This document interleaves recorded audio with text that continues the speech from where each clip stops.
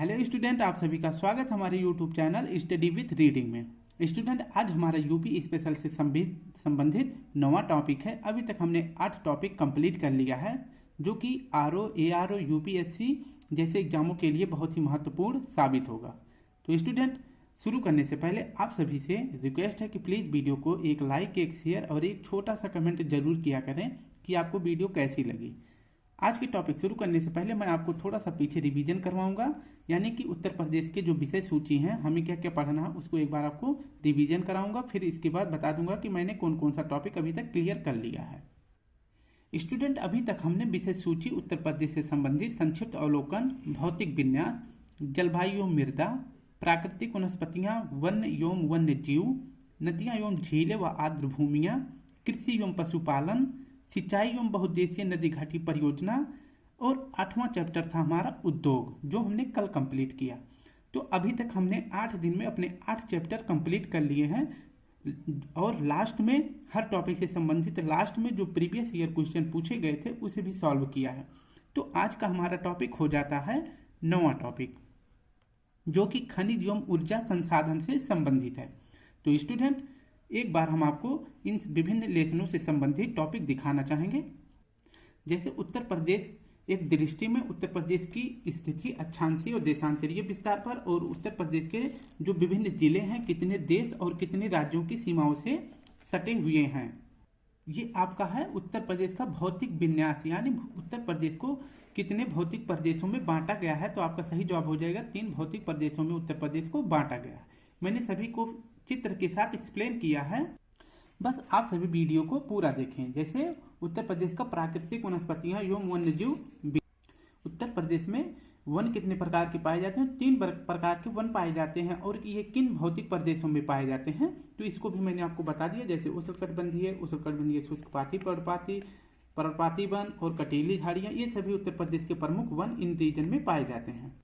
हमने अपने 8वें चैप्टर, या जो कि आज 9वां है, उसके पहले वाले चैप्टर में उत्तर प्रदेश के उद्योग से संबंधित टॉपिक क्लियर किया था, जो कि संबंधित है उत्तर प्रदेश लघु कुटीर एवं उद्योग। ठीक है, ये उत्तर प्रदेश के किस जिले में पाए जाते हैं इन सभी को अच्छे से एक्सप्लेन किया है। आज हम पढ़ने वाले उत्तर प्रदेश खनिज एवं ऊर्जा संसाधन, जो कि हमारा 9वां चैप्टर है। तो चलिए शुरू करते हैं। उत्तर प्रदेश में भूतत्व एवं खनिज कर्म। उत्तर प्रदेश में भूतत्व एवं खनिज कर्म निदेशालय की स्थापना कब हुई थी? तो उत्तर प्रदेश में भूतत्व एवं खनिज कर्म निदेशालय की स्थापना हुई थी 1955 में। ये बात आप याद रखेंगे। जिसका मुख्यालय कहाँ पर है? तो भूतत्व एवं खनिज कर्म निदेशालय का मुख्यालय है लखनऊ में, और इसकी स्थापना 1955 ईस्वी में हुआ था। अब हम नेक्स्ट पॉइंट देखते हैं। नेक्स्ट पॉइंट है उत्तर प्रदेश में खनिज संसाधनों की खोज, उत्खनन एवं परिष्करण हेतु 23 मार्च 1974 को राज्य खनिज विकास की निगम की स्थापना की गई थी। एक बार फिर से देखेंगे। उत्तर प्रदेश में खनिज संसाधनों की खोज, उत्खनन, परिष्करण हेतु 23 मार्च 1974 को राज्य खनिज विकास निगम की स्थापना की गई थी। इसका मतलब होता है कि उत्तर प्रदेश के किस क्षेत्र में खनिज संसाधन है उनको खोजा जाएगा, उनका मतलब फिर उनका उत्खनन किया जाएगा और उन्हें जो है अच्छे से क्लीन करके फिर इसके बाद जो है अदर राज्य में या फिर अदर स्टेट कंट्री में भेजा जाएगा। तो उसके लिए जो है राज्य खनिज विकास निगम की स्थापना कब की गई थी? तो 23 मार्च 1974 को की गई थी। ये भी पॉइंट आप याद रखेंगे। नेक्स्ट हो जाता है दिसंबर 1998 ईस्वी में घोषित प्रथम खनिज नीति में खनिज विकास को उद्योग का दर्जा दिया गया। खनिज विकास को उद्योग का दर्जा कब दिया गया? तो यह प्रथम खनिज नीति जो घोषित की गई थी 1998 ईस्वी में, उसमें यह दर्जा दिया गया था। नेक्स्ट हो जाता है, अब हम पढ़ते हैं कि खनिज और प्रमुख क्षेत्र कौन कौन से हैं, इसके बारे में हम पढ़ने वाले हैं। तो पहले खनिज देखते हैं। खनिज में पहले पढ़ेंगे कोयला। कोयला यह कहाँ पाया जाता है, किस क्षेत्र में? तो यह पाया जाता है सिंगरौली, जो कि सोनभद्र का एक जिला है। ठीक है, एक स्थान है। तो सोनभद्र जिले में एक सिंगरौली स्थान है जहां पर कोयला सबसे बड़ी मात्रा में पाया जाता है। इसके बाद बॉक्साइट कहाँ पाया जाता है? तो चित्रकूट जिले में, बांदा, वाराणसी और ललितपुर में सबसे ज्यादा बॉक्साइट पाए जाते हैं। पहला पॉइंट याद रखना कि बाक्साइट सबसे ज्यादा चित्रकूट में ये, और चूना पत्थर गुरमा कनाथ, गुरमा कनाथ बाबूहारी, ये तीनों स्थान कहाँ पे है? मिर्जापुर में। तो चूना पत्थर मिर्जापुर एवं कजराहट जो कि सोनभद्र में है। तो चूना पत्थर मिर्जापुर और सोनभद्र में पाया जाता है। स्पेशली नाम पूछे तो गुरमा कनाथ बाबूहारी और कजराहट में। इसके बाद हम देखते हैं कांच बालू, ये कहाँ पाया जाता है? कांच बालू पाया जाता है शंकरगढ़, लोहारगढ़ जो कि प्रयागराज में है, बरगढ़ यह कहाँ पे है? यह बांदा में है, चित्रकूट जिला और अलीगढ़ जिला में जो है कांच बालू पाए जाते हैं। नेक्स्ट खनिज है हमारा एडालूसाइट। एडालूसाइट ये कहाँ पाया जाता है? यह मिर्जापुर एवं सोनभद्र जिले में पाया जाता है। इसके बाद पाइराइट्स कहाँ पाया जाता है? यह पाया जाता है सोनभद्र एवं बांदा में। एक बार आप यहाँ पे देखें, इसके बाद मैं आपको इसको PDF भी दे दूंगा, वहाँ पे रिवीजन करेंगे और विथ फिगर यानी कि उत्तर प्रदेश के किस क्षेत्र में सोनभद्र कहाँ पर है, मिर्जापुर सोनभद्र ये सब कहाँ पे हैं, इसको भी मैं फिगर में आपको दिखा दूंगा। तो आपको 2 से 3 बार में मैं खुद रिवीजन कराऊंगा, जिससे आपको याद भी हो जाएगा, और नहीं होगा याद तो आपको समझ हो जाएगी कि ये किस क्षेत्र में पाए जाते हैं। अभी देखो, अभी मैं आपको सब क्लियर कर दूंगा, बस साथ बने रहें। सेल खड़ी कहाँ पाया जाता है? तो सेल खड़ी पाया जाता है झांसी हमीरपुर में। फायर क्ले कहाँ पाया जाता है? यह बांसी मकरी खोह जो कि मिर्जापुर के स्थान है और सोनभद्र में पाया जाता है। डोलोमाइट कहाँ पाया जाता है? यह बारी सोनभद्र में और बांदा में पाया जाता है। नेक्स्ट है संगमरमर, यह मिर्जापुर और सोनभद्र में पाया जाता है। सैंडस्टोन मिर्जापुर में पाया जाता है और चाइना क्ले यह सोनभद्र और बांदा में पाया जाता है। नेक्स्ट हमारा है रॉक फास्फेट, यह ललितपुर में पाया जाता है और सोना सोनभद्र में, सोना सोनभद्र में और ललितपुर में पाया जाता है। नेक्स्ट है हमारा गेरू। गेरू से जो है, गेरू से पहले घरों की पुताई भी होती थी, और इसके बाद जो है गेरू कहाँ पाया जाता है? बांदा में पाया जाता है। फेल्सफार कहाँ पाया जाता है? यह आपका पाया जाता है झांसी में। और डायस्पोर कहाँ पाया जाता है? यह पाया जाता है आपका झांसी, महोबा, ललितपुर, हमीरपुर में। इसके बाद आपका हो जाता है ग्रेनाइट। ग्रेनाइट कहाँ पाया जाता है? यह पाया जाता है बांदा, हमीरपुर, ललितपुर, सोनभद्र और झांसी में पाया जाता है। नेक्स्ट देखते हैं तांबा कहाँ पाया जाता है? तांबा सबसे ज्यादा पाया जाता है ललितपुर में, ठीक है। और हीरा, हीरा बांदा में और मिर्जापुर में पाया जाता है। एस्बेस्टस कहाँ पाया जाता है? तो एस्बेस्टस पाया जाता है मिर्जापुर में, बड़ा गांव क्षेत्र, ठीक है। ये इंपॉर्टेंट स्पेस है, इसको आप याद रखेंगे। बड़ा गांव क्षेत्र में क्या पाया जाता है? एस्बेस्टस, जो कि संबंधित है झांसी से। आपका नेक्स्ट है जिप्सम। जिप्सम कहाँ पाया जाता है? या झांसी में पाया जाता है और हमीरपुर में। लौह अयस्क या ललितपुर में पाया जाता है। यूरेनियम क्वेश्चन पूछा गया, सबसे ज्यादा यूरेनियम कहाँ पाया जाता है? तो यह पाया जाता है ललितपुर जिले में। अब हम देखते हैं अब हम पढ़ने वाले हैं तथ्य प्रश्न जो होते हैं कि उत्तर प्रदेश का एडालूसाइट एवं डायस्पोर खनिज संसाधन की दृष्टि से देश में प्रमुख स्थान है, ठीक है। उत्तर प्रदेश का एडालूसाइट एवं डायस्पोर खनिज संसाधन यह देश में प्रमुख स्थान रखता है। नेक्स्ट है कि उत्तर प्रदेश में देश का 78% एडालूसाइट और 37% डायस्पोर पाया जाता है। उत्तर प्रदेश में देश का 78% एडालूसाइट जबकि 37% डायस्पोर पाया जाता है। नेक्स्ट पॉइंट देखते हैं सिंगरौली जो सोनभद्र में स्थित है। सिंगरौली में कोयले का भंडार क्षेत्र 220 वर्ग किलोमीटर में विस्तृत है, ठीक है, जो कि उत्तर प्रदेश में सबसे बड़ा क्षेत्र है कोयले का। तो सिंगरौली में 220 वर्ग किलोमीटर क्षेत्र में विस्तृत क्षेत्र किसका है? कोयले का, जिसका खनन कोल इंडिया लिमिटेड द्वारा कराया जाता है। ये आप याद रखेंगे। कोयले का सबसे बड़ा भंडार कहाँ पाया जाता है? सिंगरौली न रहे तो फिर आपको सोनभद्र मतलब ऑप्शन टिक करना है। और अगर पूछे कि जो है सिंगरौली कोयले क्षेत्र का खनन कौन करता है, तो यह कोल इंडिया लिमिटेड करता है। अब देखते हैं कि 30 मई 2017 को मुख्यमंत्री योगी आदित्यनाथ की अध्यक्षता में मंत्रिमंडल द्वारा उत्तर प्रदेश खनन नीति 2017 के प्रख्यान को मंजूरी दी गई, ठीक है। उत्तर प्रदेश खनन नीति 2017 के प्रख्यान को मंजूरी कब दी गई? तो यह दिया गया था 30 मई 2017 को। अब हम आपको उत्तर प्रदेश के मैप में आपको जो इम्पोर्टेंट खनिज तत्व हैं उसको दिखाएंगे कि वह किस जिले में पाए जाते हैं। पहले तो हम आपको इतना एक्सप्लेन कर दें कि उत्तर प्रदेश को भौतिक स्वरूप में 3 भागों में बांटा गया है, ठीक है। कौन कौन से क्षेत्र हैं तो आप देखेंगे, ये यहाँ से लेकर आपका हो जाता है इतना क्षेत्र, ये आपका हो जाता है भाबर, लिख देते हैं एक सेकंड, ये हो जाएगा आपका भाबर और तराई प्रदेश। ठीक है, ये आपका हो गया भाबर एवं तराई प्रदेश। जबकि जो ये बीच वाला भाग होता है ये आपका कौन सा रीजन हो जाता है, तो ये हो जाता है आपका गंगा यमुना क्षेत्र। ठीक है, गंगा यमुना का दोआब।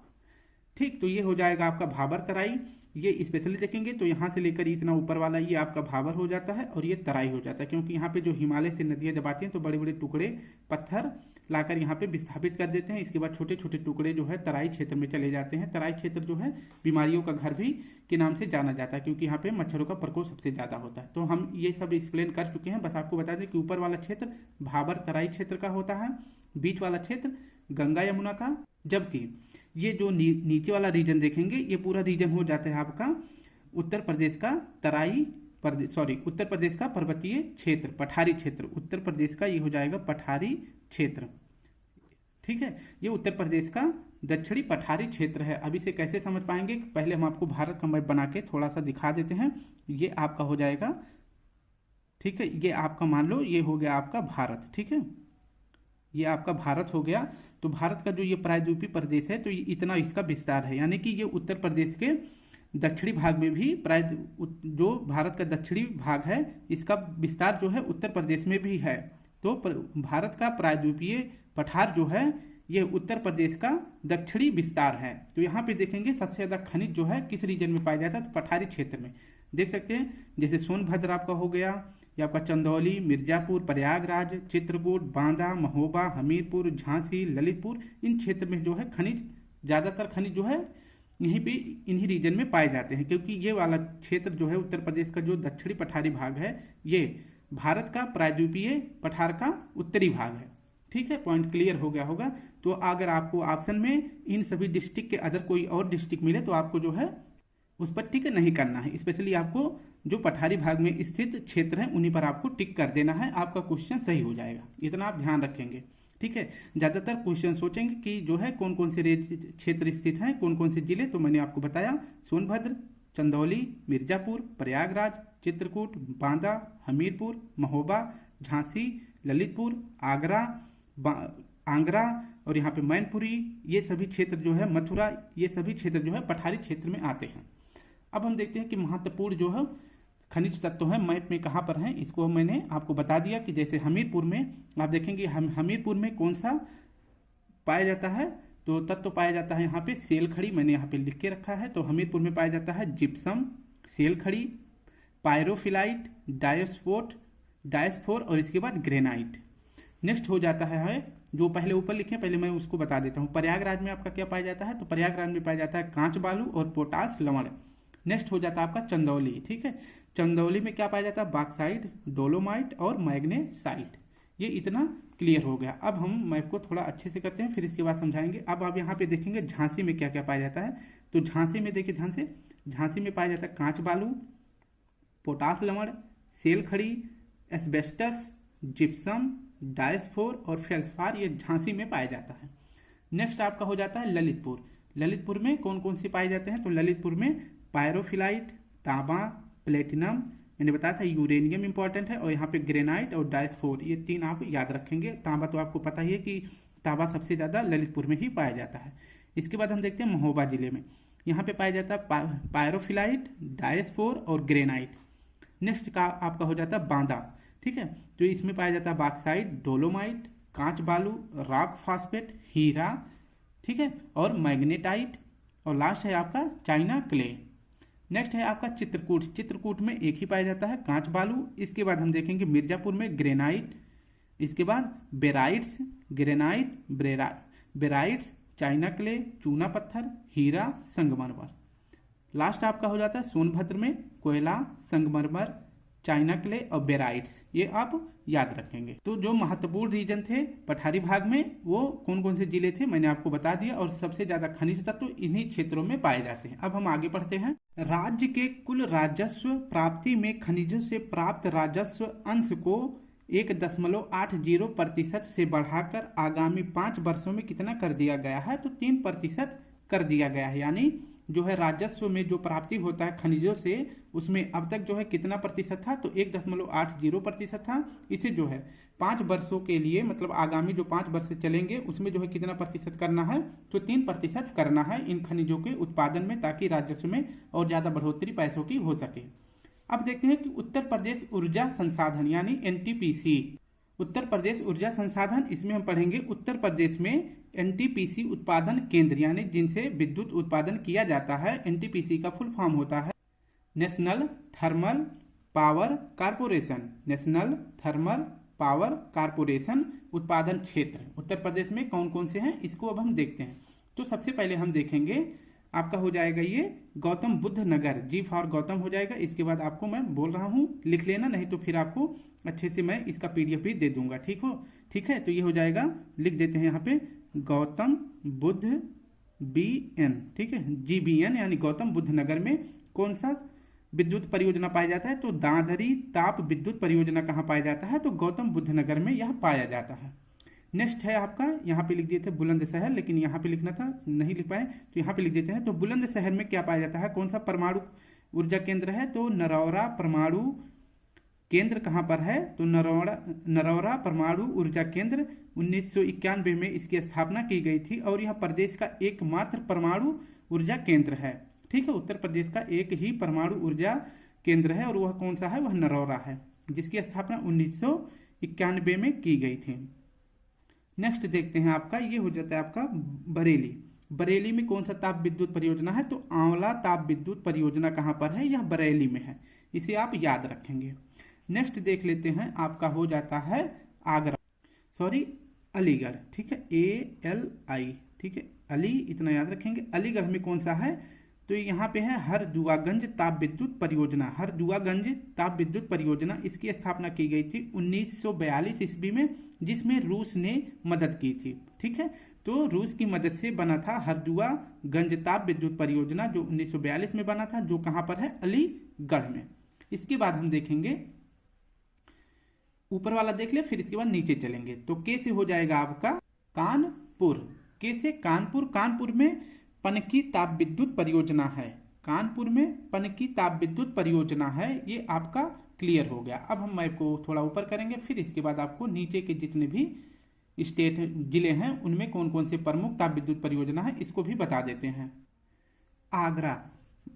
अंबेडकर नगर, AMB, इतना लिख देते हैं, आपको पता चल जाएगा। अंबेडकर नगर में कौन सा ताप विद्युत परियोजना है, तो टांडा ताप विद्युत परियोजना कहाँ पर है, ये अंबेडकर नगर जिले में है।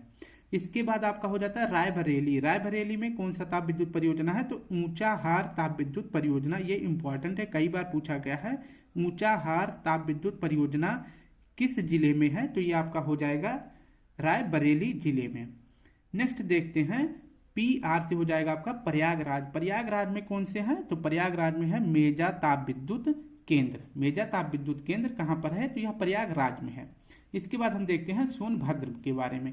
सोनभद्र में कौन कौन से ताप विद्युत केंद्र हैं, तो शक्तिनागर सुपर ताप विद्युत परियोजना कहाँ है, यह सोनभद्र में है।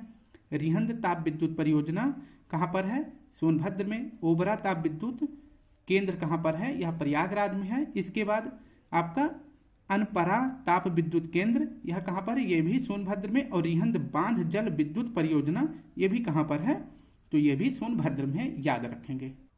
अब हमारा 3 जिले में और जो महत्वपूर्ण ताप विद्युत परियोजना है उसे पढ़ लेते हैं। तो पहले पढ़ेंगे हम अपना औरैया के बारे में। औरैया में कौन सा है, तो औरैया ताप विद्युत केंद्र, यह औरैया डिस्ट्रिक्ट में है।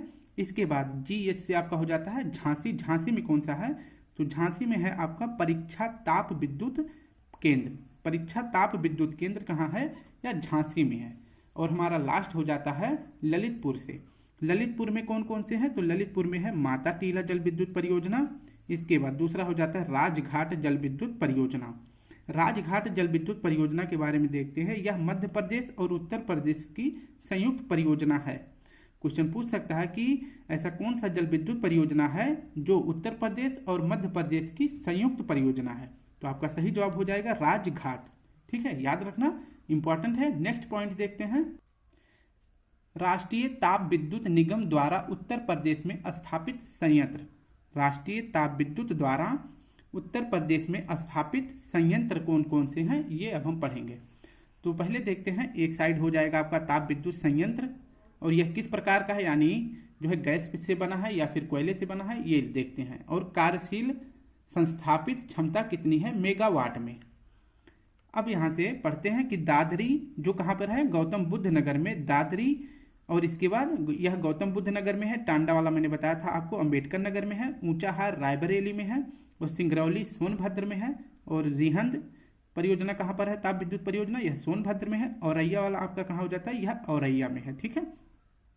और दादरी मैंने जो है इसको आपको ये दोनों मैं लास्ट में बताऊंगा, पहले इतना देखते हैं। दादरी, टांडा, ऊंचाहार, सिंगरौली और रिहंद, ये सभी ताप विद्युत परियोजना किस प्रकार के हैं, तो यह कोयला आधारित हैं, ठीक है। ये पांचों दादरी, टांडा, ऊंचाहार, सिंगरौली और रिहंद, ये सभी कोयला से संचालित होने वाले ताप विद्युत परियोजनाएं हैं, ये 5, ठीक है। ये 5 आपको याद रखना है। क्वेश्चन पूछ सकता है कि कौन सा कोयले से आधारित है और कौन सा गैस से आधारित है। इस प्रकार से क्वेश्चन आपको 3 यहाँ से उठा के रख देगा, एक यहाँ से रख देगा, या फिर 3 यहाँ से और एक वहाँ से रख देगा, और पूछ लेगा कि कौन किससे संचालित है।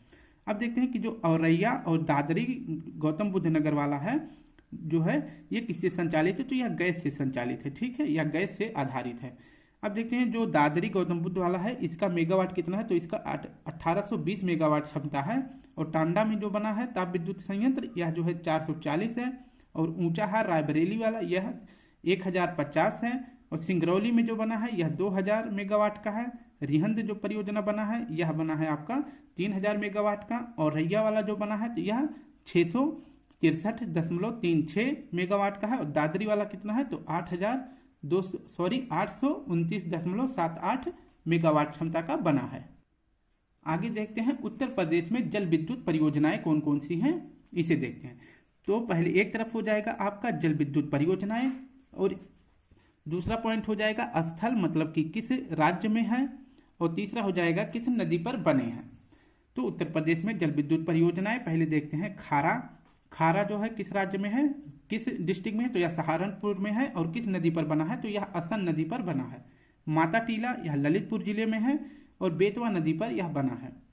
ओबरा जल विद्युत परियोजना यह सोनभद्र जिले में है और रिहंद नदी पर बनाया गया है। राजघाट यह भी ललितपुर में है और किस नदी पर, यह बेतवा नदी पर बनाया गया है।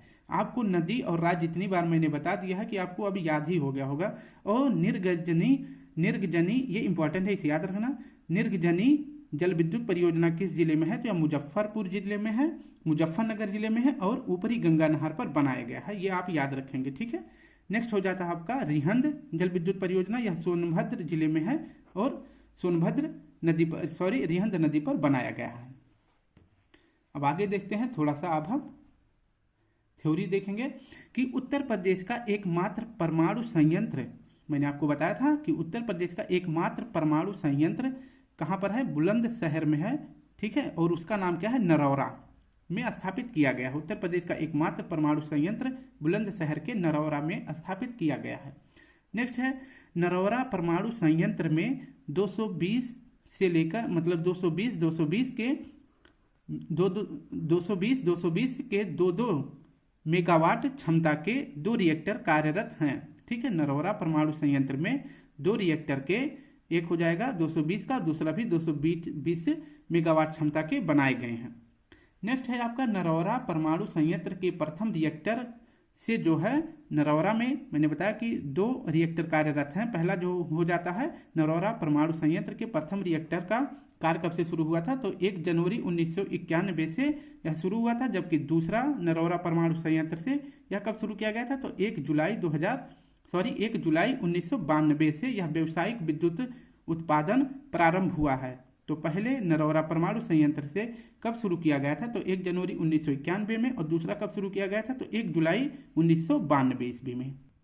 आज का लास्ट पॉइंट है आपका 8 मार्च 2019 को पीएम मोदी द्वारा 660 मेगावाट के स्थापित क्षमता के पनकी तापीय विद्युत संयंत्र, यह कहाँ पर बनाया गया है, यह बनाया गया है कानपुर में। तो पनकी तापीय विद्युत संयंत्र कानपुर का शिलान्यास किया गया था। कब किया गया था, तो 8 मार्च 2019 को। किसने किया था, तो पीएम मोदी जी ने किया था। और पनकी तापीय विद्युत संयंत्र की क्षमता कितना है, तो 660 मेगावाट है, जो कानपुर में इसका शिलान्यास किया गया था। अब हम एग्जाम कैप्सूल में पढ़ते हैं जो इस टॉपिक से संबंधित प्रीवियस ईयर क्वेश्चन में पूछे गए थे, यानी कि जो गत वर्षों में यूपी स्पेशल क्वेश्चन पूछे गए थे इस टॉपिक से, उसको सॉल्व करते हैं। तो पहला हो जाता है, उत्तर प्रदेश में कोयले के भंडार पाए जाते हैं। आप देख सकते हैं मैंने जो क्वेश्चन अभी पढ़ाया उसी से संबंधित सारे टॉपिक हैं। तो उत्तर प्रदेश में कोयले के भंडार कहाँ पाए जाते हैं? सिंगरौली या फिर सोनभद्र में। उत्तर प्रदेश के किस जिले में यूरेनियम पाया जाता है? यह भी ललितपुर में पाया जाता है। उत्तर प्रदेश में पाया जाने वाला प्रमुख खनिज है, और ऑप्शन रहे होंगे जो इंपॉर्टेंट नहीं रहा होगा, और इसके बाद दो ऑप्शन ये थे आपका लाइमस्टोन तथा डोलोमाइट। नेक्स्ट हो जाता है आपका ग्रेनाइट पट्टियां तथा स्लेट बनाए जाते हैं। ग्रेनाइट पट्टियां तथा स्लेट कहाँ बनाए जाते हैं? यह ललितपुर में बनाया जाता है। नेक्स्ट है आपका, उत्तर प्रदेश में परमाणु ऊर्जा संयंत्र स्थापित है बुलंदशहर के नरौरा स्थान पर। नेक्स्ट हो जाता है, रामपुर जो भारत का प्रथम, ठीक है, रामपुरा जो भारत का प्रथम सौर ऊर्जा प्लांट वाला गांव है वह कहाँ स्थापित किया गया है? तो उत्तर प्रदेश में, ठीक है। रामपुरा जो भारत का प्रथम सौर ऊर्जा प्लांट वाला गांव है वह कहाँ स्थित है? तो उत्तर प्रदेश में। ये क्वेश्चन ऐसे है कि रामपुरा जो कि सौर ऊर्जा संचालित गांव है कहाँ, किस जिले में, किस राज्य में है? तो उत्तर प्रदेश में है, जो भारत का प्रथम सौर ऊर्जा प्लांट वाला गांव है। नेक्स्ट है आपका, उत्तर प्रदेश में पहला तैरता सौर ऊर्जा संयंत्र किस बांध पर बना है? तो सही जवाब हो जाएगा आपका रिहंद बांध सोनभद्र में। नेक्स्ट है, बेराइट तथा एडालुसाइट उत्तर प्रदेश के किस जिले में पाए जाते हैं? यह भी पाया जाता है सोनभद्र में। नेक्स्ट है आपका, उत्तर प्रदेश का वह कौन सा एकमात्र क्षेत्र है जहां तांबा पाया जाता है? तो तांबा एक ही जगह पे पाया जाता है, ललितपुर में। नेक्स्ट है आपका, उत्तर प्रदेश में किस जिले में सर्वाधिक सोलर ऊर्जा संयंत्र प्रारंभ किया गया है? अलीगढ़ में। नेक्स्ट है आपका, और आज का लास्ट है, उत्तर प्रदेश में वैकल्पिक ऊर्जा के विकास के लिए वैकल्पिक ऊर्जा विकास संस्थान की स्थापना कब की गई? तो इसकी स्थापना, वैकल्पिक ऊर्जा विकास संस्थान की स्थापना की गई थी 1983 ईस्वी में। तो स्टूडेंट, आज हमारा 9वां टॉपिक कंप्लीट हो गया है। अगर आप सभी को इसका पीडीएफ चाहिए तो आप इसका पीडीएफ अभी डाउनलोड कर सकते हैं, जो कि 2 से 3 चैप्टर एक साथ मैं पीडीएफ बना के अपलोड कर देता हूं। अभी तक हमने 5 चैप्टर के पीडीएफ अपलोड करे हैं, 4 चैप्टर के अभी अपलोड कर देते हैं। तुरंत आप इसको एक बार फिर से रिवीजन करना, लास्ट ईयर जो क्वेश्चन है उसको भी सॉल्व करना, आपका टॉपिक उत्तर प्रदेश से कंप्लीट हो जाएगा। ठीक है, बस विश्वास रखें, 1 हफ्ते 10 दिन और इसके बाद पूरा टॉपिक उत्तर प्रदेश स्पेशल से समाप्त हो जाएगा। तो आप सभी से बस रिक्वेस्ट है, प्लीज़ वीडियो को लाइक करें, एक कमेंट कर दें और सभी के साथ शेयर करें। जिन्होंने सब्सक्राइब नहीं किया तो स्टूडेंट प्लीज़ सब्सक्राइब कर लें और बाकी हमारे साथ तैयारी करें। फिर कल मिलते हैं। आज के लिए आप सभी को प्यारा सा जय हिंद, जय भारत।